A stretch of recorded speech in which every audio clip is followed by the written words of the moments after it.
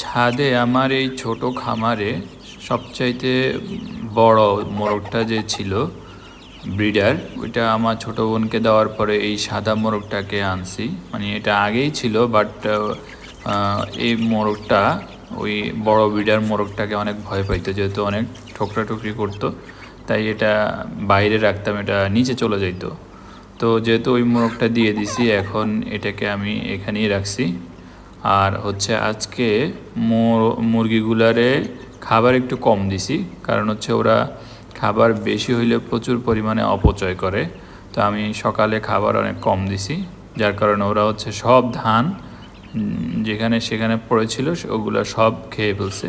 তো এখন আবার প্রচুর ক্ষুধার্ত, তাই আমি কিছু হচ্ছে সোনালি গ্রোয়ার ফিড যেটা ওইটা দিছি।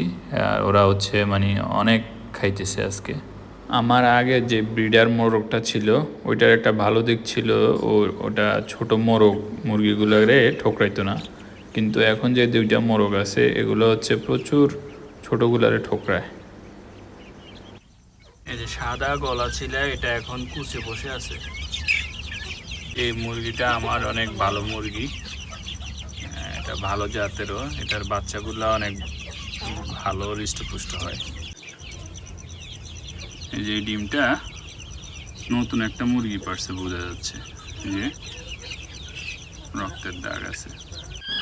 আমার আরেকটা মুরগি কুচে আসছে, এটাকে ডিম দিয়ে বসাই দিব।